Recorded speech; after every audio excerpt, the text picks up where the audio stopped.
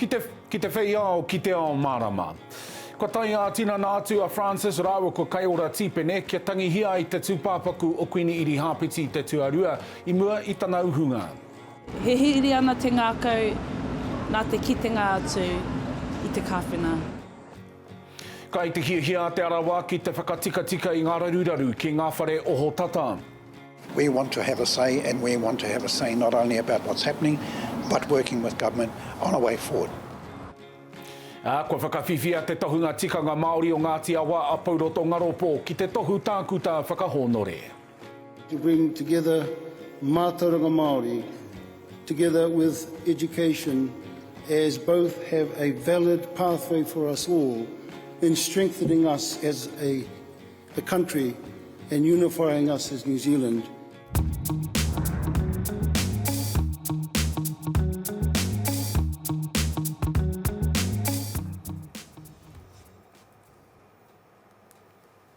Kei ngā kāhui nīkau o runga o tope tēnā kūtau katoa. E whakatau tika ana ai ngārangi mo te uhunga o Kuini Irihāpeti Te Tuarua, ka timata hei te tekau karaka i te pōne. Ko ki katoa te rārangi kai taukiri mate i te tangata. No reira hei tā ngā kiri āwhina, kaore ngā kai taukiri hou e āhei ana ki te piri atu ki te rārangi rā. No te praere o tērā wiki te kaumā whāhaora Francis rāua ko Kaiora Tīpene o ngā Casketeers i tatari te rārangi kai taukiri mate i rānana ke tangihia, te mate. Anei te pūrongo a Tina Wycliffe. Kia ora mai te whānau. Te kaumā whāhaora te roa o te whakarārangi mai a Francis rāua ko Kaiora Tīpene kia tai ā-tinana atu ki te kāwhena o Kuini Irihāpeti Te Tuarua. He hiri ana te ngākau nā te kitenga atu i te kāwhena. Nā te tuku arohai, tuku roimata, tuku mihi. I kapohia ngā kāmera a BBC tā rāua wehenga i te horo o Westminster. Mō ngā tau whitu tekau, ia e mahi ana, whakaki ana i tōna tūranga. Hei Kuini, hei māma, hei krani māma ki ana mokopuna. Oino ko tērā te taki haere mai māua ko Kaiora ki kone.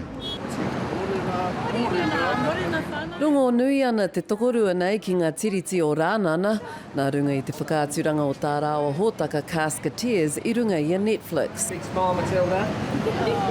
Engari ahakoa te reta tūmata whānui a Francis Tīpene kia kingi tiare me te whare o Windsor, kia whai wāhia ki ngā whakaritenga mo te tūpāpaku o te Kuini, ka re i paku ea. Tērā te tūmanakupa, engari kao. Kare anō te kingi kia whakahuki kōrero mai. Me te kaha hoki o tōna busy, nā te mea ko mata tōna māma, and ko tapaina ia hei kingi, engari i te takurongo, nā te tari o te pirimea o Aotearoa, mea mai rātou kei tōna spam takureta. Whereabouts i here ne hoa mā? E hia rau mano tāngata ko whakarārangi mai ki te tuku whakaute me te aroha ki te Kuini i ngā rānei. I rungo a Kaiora rau ko Francis i te auwe o ana pononga. He wairua aroha, he wairua tangi, hauri, ia māua e kōrero ana ki ngā iwi o i ngā rangi. Me taku aroha, tā māua aroha tu ki a rātou, nā te mea ko te Kuini, he rite ia ki tō rātou māma. He roa rawa te tatari kia tū ki mua i te tūpāpaku mo te kotahi meneti, he meneti e kore e warewaretia. He a tāhua ngā mea katoroto o Westminster Hall. Me taku whakaaro ake mo tōna kāwhena.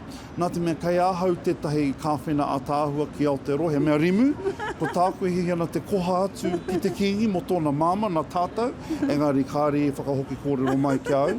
Engari nā te mea ko uhia te kāwhena ki te haki o te krauna, he uaua ki te whakatau i te utu me te taumaha. Kāre e kore, he nui te utu mo tōna kāwhena me te ātāhua tōna kāwhena. Ko te hiahia kia tangohia tērā haki ki runga ki aia, kia kite atu. Engari, ko tērā te tikanga o kone. Hei te ono karaka, hei te ata o te mane ki rānana nei, ka kati ngā rārangi me te wā mo te iwi whānui, kia hari i te aroha, kia Kuini Irihāpeti. Engari kua ea te haere mai, a te tokorua nei. Ki rānana tonu me te aha, kua whakatinana hia te maruapo nui a te kaihoahoa pueru no rotorua a Kaiora, ke whakaaturia ana kākahu ki tētahi whakaaturanga mō ngā kaihoahoa pueru motuhake ki te wiki pueru i rānana. Kei Tino Wycliffe anō, tēnei pūrongo.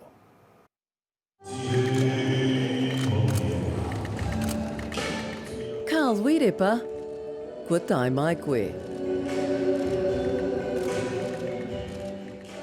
It's been a hectic experience getting here to this show. I actually just was accepted into the show 2 nights ago. Koe nei te tanga o te ao whatukākahu, te pō tuatahi ki te wiki pueru o Rānana. Most of our models were of black descent, which was really great because they were looking very elegant and chic, and the collection was something that was truly stunning. I'm so proud to be my son, you know, I love you. E whakahihia ana te whatu manawa o Roderick Wirepa, te pāpa, te tokatū moana o Carl. I'm his rock, you know, support for my son and help him through, you know, being here. You know, this is the first time he's been to London and Paris. I tīmata mai tēnei haerenga whakātu kākahu ki Uropi, arā ki Parī. I pakuru mai te haunga i te tīmatanga o te hīkoi, engari kua ea ngā wawata ki Rānana. E tika ana kia poho keruru mai a rotorua ki tā rātou tama a Kaiora, ko eke ki tēnei taumata o te ao whatupueru. Ara noa atu ngā waiwai tapu Māori ki te wiki pueru o Rānana, koe nei a ani mikaere tāre no Ngāti Pūkenga me Ngāi Tahu. What I loved about it, that he had 3 Māori girls in it, you know, and that were models, you know, so that made me proud because we're Māoris. It was great. The show was in a church and we had so much beautiful waiata here in England. He pō ka mau ki te whatu manoa o te pāpā o Carl, engari koe nei te tīmatanga noiho o tāna tama. Tino Wycliffe, Te Ao Mārama. Kua tūhuratia e tētahi arotake ngā te taritai whenua, te ngākau kinotanga te rautaki toha i ngā moni peti aloto. Nā ko nā i tihoai ngā moni ka tukuna ki ngā rōpu iti, ngā rōpu hou, ngā rōpu no ngā mautere me ngā Māori i e rātu. E ai ki ngā Māori iwitia mo te arotakenga, ka ore tino kite ana ngā tirohanga o e rā rōpu, ka ore hoki ngā wawata o te Māori ki te whakatū kaupapa e whaihuai ngā whakareanga e haramai ana e tautoko. Ka mutu he nui noa atu te whakatātare a ngā tono Māori iwi mautere hoki i tēnā o rōpu hapori ke atu. E ai ki ngā tatauranga e whā te kau orau ngā moni katoa a lotau i ahu mai i ngā hapori pōhara. Hai ata wete i ngā take tōranga pū o te wā me te maha noa atu o ngā kaupapa, ko hono mai te Kaiora takirua o te Pāti Māori a Rawiri Waititi. E te rangatira, Rawiri, tēnā koe. Katahia no ka pute te kōrero a te rōpu nāhi nara, ka ore he kiko te whakapai i uhia ki runga i a Sam Uffendale. Hei tā rātau e tau patu ana ngā whakapai, ka ore hoki ngā whakapai puta i te hunga pāpāho i te tika. Hiahia o whakaro.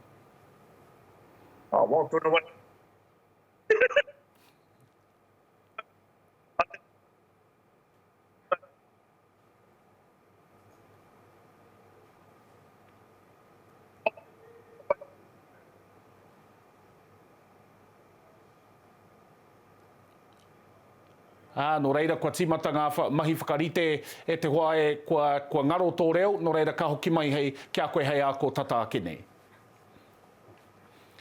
Kua ono wiki ngā kaimahi o te mira pepa o Kawerau e noho au kati ana i o rātau wāhi mahi. Nā no te waru karaka i tēnei ata, hoki atu ai ngā kaimahi ki te mahi.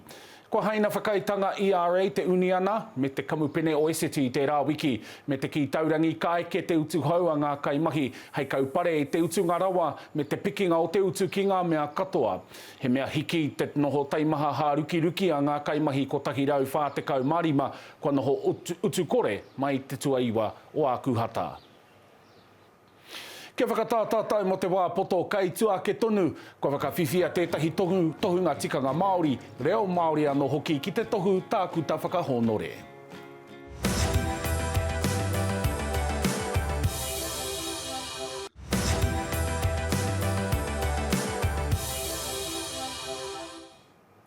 Kei ngā tōpito katoa o te motu, kia ora hui mai anō tātou katoa. Nā kua hoki reo mai a tērā Kaiora Takirua o te ropu torongapu Māori, te Pāti Māori, ara arawiri Waititi. E te rangatira, tērā kōrero mō Sam Uffindell, kā reo o na he, kā reo o na ha, kua ripekatia o na hara, kai te pehea o whakaro. Awa, hei, ko waia ke a Māori ki wera atu a huatanga. Mena ko te Māori tēnā ka hamangia e te ture, ka hamangia e ngā ahuatanga o te kāwanatanga. Wera atu a huatanga katoa e tanga. Ko waia ke mātou ki te kia Pākehā, kia whakawātea noki wēnei tu a huatanga. Ko reira, kare mea hau kia mātou, pai noa Pākehā te tūkino i te tangata. Engari me he mea ko Māori, heka, ko te taupahatanga, ko te kaitātanga o te ture, ka taka ki runga i a mātou. Ka hoki mai pēr tēnei whakatau a te nāhi nara ki te ngau i a rātau i te wā o te kōwhiringa pōti? O, me ngau kātika. Me ngau kātika. Koe nō ki te mate. He ture anō mo te Pākehā, he ture anō mo te Māori. Nō reira, me ngau ka kātika. E te hunga, he waho keake, e whiriwhiri ana, kowai hei kāwanatanga mā tātou, hei te tau e hāre ake nei. Awa, mā te pene e kōrau. Mā te pene e koro, e ka hanoka te pene i no te iwe nā tua huatau. Ko tīmata ngā mahi whakarite i te uhunga o Kuini Irihāpeti Te Tuarua ki Ngārangi. Heo no me kōrero tāua mo te hononga te kingi hou a tiare kia ngai tāua ki te iwi Māori. He aha o wawata mo tērā hononga? Me whakatutuki i te tiritia waitangi i koro ingoa nei o tātou mātua tīpuna. Ia kaua ka te krauna e noho hei mana ki mai a tātou, e kao. Me noho mana ōrite, koina te tiriti e haina tia tawa mātua tīpuna. 500 tāngata, 500 rangatira i haina tia i te tiriti Māori nei. 5 te kaunoho ngā mea i haina tia i te mea Pākehā kia nei he sovereignty. Kare mātua e whakaitia kei te noho mana a te krauna ki runga i a mātou, e kao. Ko rātou kei tō rātou taha o te whakahaurua, ko mātou kei tō mātou taha o te whakahaurua. Ko te mea here nei i te wakahaurua nei ko te tiriti waitangi. Me pērā tātou. Kia kauaka e pōhehe, kei runga tētai, kei raro tētai. Nō reira, ko tātou i tēnei wā, me whawhati i tēnā tuahuatanga whakaro, kia kauaka rawa tātou e kia nei ko te krauna kei runga, ko tātou te iwi Māori kei raro. Rauri Waititi Kaiora Takirua o te Pāti Māori tēnā koe. E tū māro ana Te Arawa i te rānei, ki te kimi rongoa mo ngā whānau Māori e noho whati tatana ki roto i ngā mōtera hi roto rua. Ka mahi tahi te iwi ki ngā mātanga ki te whakarite tono, ka tukuna atu ki te kāwanatanga hei te paunga o tēnei marama. Ko te karanga nui a Te Arawa me mutu te tūkinotanga ki runga i ngā whānau Māori e noho marumaru ana ki ngā mōtera. The situation that we have called for it to stop. It cannot continue. I te taurua mano rua te kau te wā o te mate uru tā tuatai e rua ngā mōtera ki roto rua mo te hunga kore kāinga I nai nei e 5 te kau. Ko te ōrau nui o ona kainoho he Māori. What we're offering is our own expertise to talk to their people, and I'm talking about them, the government, to be able to assist them providing better services and more aligned services that meet our expectations of Te Arawa. Went from holiday to emergency housing. No te pūrongo Golden Mile I runga o TVNZ Sunday, ka rewa ake anō ki te pori o te ngutu, te hunga kore kāinga ki ngā mōtera nei, ko tā Te Arawa hiahia he mahitahi me ngā ratonga o tira anō te rōpu o Visions of a Helping Hand. They need help, they want clear direction too, they know where the gaps are, and that's why they're important to us to be able to give us the information, and really at an operational level. Their expertise is going to be really important going forward. Currently, no, there has been no discussions by motel owners. You meet on a mana whenua basis. But look, we are keen to be able to meet, if they wish to meet, is to be able to find a way forward. And I hear the feedback is that they're really keen.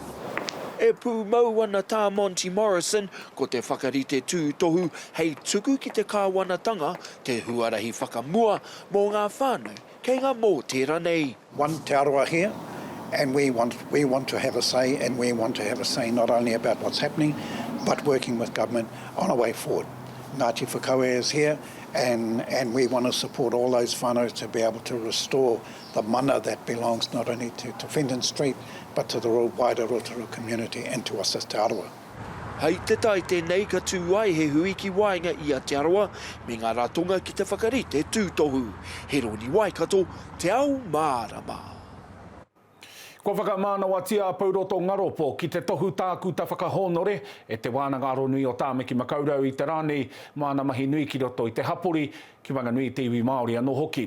Nā ke whakawhiti mata ora tū tātou ki aia. E Pouroto tēnā koe. Kia ora, tēnā koutou e tū mamau.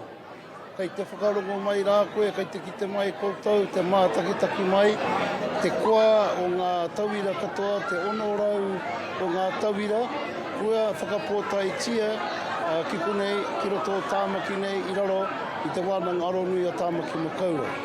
Kore ira, kei konei tēnei o koutou, kei te mihi ake ki te puari whakahaere, me ngā rangatira, ngā kai hautu hoki, nā rātau nei te whakaaro e tū mamau kua homai tia tēnei honore nui ki au. Kia tātou, te iwi, ngā hapu, ngā marae, o i tēnei rā ko tā kutahia ahau i raro i te mana o tēnei whare wānanga.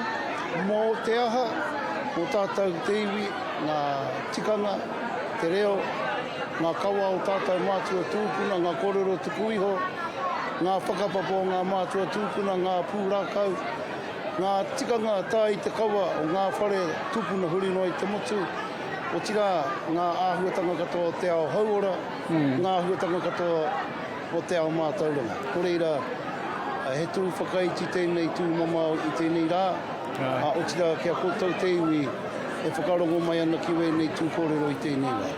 E mara, ko tēnei mea, ko tā te ao Pākehā huri mai ki ngā tū āhuatanga kaito tāua ao Māori. No nanahi noi honei tērā tū āhuatanga, engari e kore ka hore e whakarika ana te ngākau i tērā huringa te ao Pākehā, te ao mātauranga Pākehā, ki ngā mātauranga o te ao Māori? Kei te moho tātou, ngā whare wānanga, ngā whare kōrero, ngā whare whakairo, ngā whare kukenga.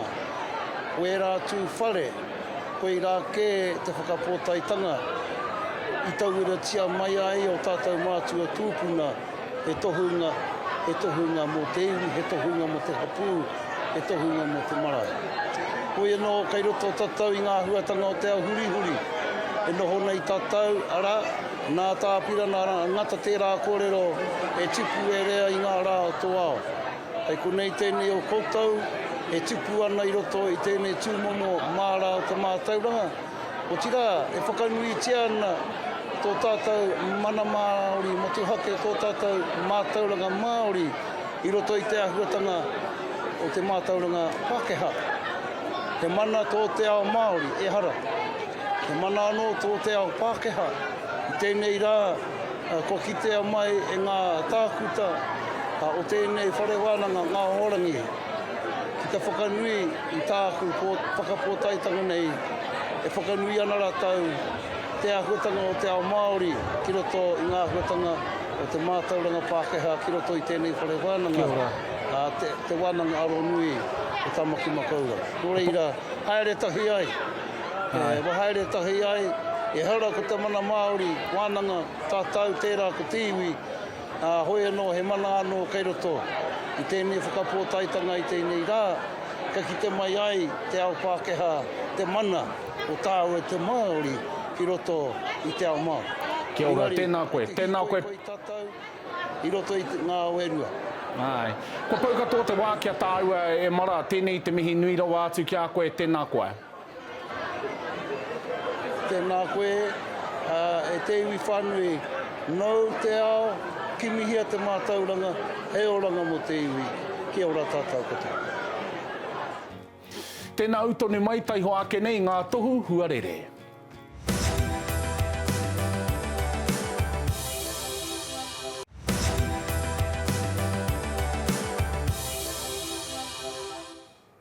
E te tī, e te tā, tēnā tātou katoa. Ko tā te paki pūmeka o Crownland, he whakakōrero i te hitoria o Crownland Pottery. Me tōna pānga nui mai ki te hia ke nei whānau Māori, whakatipuranga mai, whakatipuranga atu ki te uru o tāmaki. Tata ki te 5 te kautau a Crownland i hanga i ngā tapu uku ki tēnei pito o Te Ao. Hei te pōnei whakapāohotia ai a Crownland ki runga o whakaata Māori. I kōrero atu a hau ki tētahi o ngā kai whakahaere o te paki pūmeka kia Jade Maipi. Me te pātai, me nā i āta whai wāhi rānei te Māori ki te angi tūtanga o Crownland. I aua tau o te 5 te kau me te 6 te kau, kāre nui ngā kamupene i te hoatu mahi ki te hunga Māori. Ko ngā wāhi i tamaki i taua wā, ko ngā wheketere, ko te mahi i ngā wāpu, me Crownland. I aua wā i heke mai o tāua whānau, tūpuna ki konei, ki te kimi mahi. Ko, I te uru o tāmaki, ko Crownland tētahi noiho o ngā wāhi ka tuku he mahi ki te iwi Māori. Nā ko nā ka tino kite i ngā kanohi prauri ko te hunga Māori me o tāua whanaunga o Porinihia i whai wāhi ki Crownland. I te whakaro nui, i te wā i te whakaro ai ki tēnei paki pūmeka, he titiro noiho ki taku whānau i kuhu atu ki tērā kamupene, ko toku kuia, ko te māma o toku kuia, te papa o toku kuia i mahi ki reira, ko toku kuia a reitu me o nā tuakana tūngane i mahi ki Crownland. I roto i ngā tau i te kōrero mo enei tapu, kāre au te paku mōhio, he nui te tangata o Aotearoa e kai ngākau ana ki enei tapu. Ki au nei he hoha. I te mea, ko taku mahi i a rātapu, he whakapaipai i te mea kua tau te puehu ki runga i enei tapu, ka mea mai taku krani mai, e puta koe, hei huri haere, dust enei mea. E hoha e nā mea ki au, nā reira kāre au te tino mōhio ki te tino rongo nui, o enei mea ki roto i Aotearoa nei. Ka kōrero ki tehi ōku hoa, ka tino rongo au, tēnei hunga e haere atu ana ki ngā wheketere ki te hoko, e haere atu ana ki ngā mākete ki te hoko, me te nui o te utu mō tētahi tapu. Kāre au te paku mōhio hea te take i hiahia rātou kia hoko i aua meara, nā ko nā ka tino ki te au, pea he kaupapa nui tēnei, ko te wāhi ki au, me taku whānau, ko te titiro ki te hunga Māori e mahi ana ki reira. He hanga mea ka mātaki nā e te tangata i te pōnei? He nui te hitori ki roto i tēnei paki pūmeka, kāre au i te mōhio.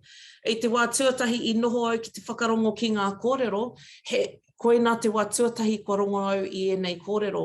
Nā reira, kāre te tino hiahia kia whākina enei kōrero, engari ka tino ako tātou katoa o Aotearoa, te wāhi kia Crownland i roto i tēnei, i roto i Aotearoa, i hara mai te kuini o Ingarangi ki te tūtaki atu ki Tony Clark, ko ia te rangatiro o Crownland, me tōna whānau. I aua wāra, ko te porcelain, tētahi mea tino nui whakaharahara i te ao. E hara ia Aotearoa tētahi wheketere e aro nui ana ki te waihanga kapu, preti me ena huatanga me ena tapu nā reira ko Crownland te tuatahi. He nui ngā hitori ki reira, he nui ngā katakata mō te hunga Māori e kuhu ana ki ngā mahi, nui te wā, ko te hunga rangatahi he poro hiahia, nā reira puta kuia tēnā, e tō ia mai ana i ngā taringa kōhatu, ki te whai mahi, e whai oranga ai rātou mō rātou whānau. Ko e tahi atu kōrero ka puta ko te wāhi ki tō tāua iwi, ki Ngāpuhi me Te Arawa, me ngā tohu ka kitea e tāua ki roto i etahi o ngā tapu. Kare au te hihia te whāki i te mea, mo te tangata o te taitokerau, ka kite koe i tētahi tohu, ka mōhio pūkoe nā te tangata o te taitokerau tēnā i waihanga. Jade, te tuahine, ko pau te wā kia tāua, tēnā koe. Kia rau. Anei e whai ake nei ko ngā matapai huarere ki tō takiwā, pōpō. Ki kai taia he ua nā wai ka tātā, rotorua he hauraki e puhi noa tiana, turanga nui a ki wahe wā tōna kauaina koutou, me te hau e pupuhi ana i te raki. Ki whakatū he ka puapua i te rangi he ua karokohanga, o tautahe ka kapua te rangi, ka mahe ai, hei te ahiahi, me tāhuna he tua ua, he hau angiangi. Akāti ko ina tā te ao e pupuru nei, tēnā toro atu ki te whārangi ipurangi, te taupanga rānei a Te Ao Māori News mo te roa ngātu, o a mātou kōrero. Kia Māori ori, te noho.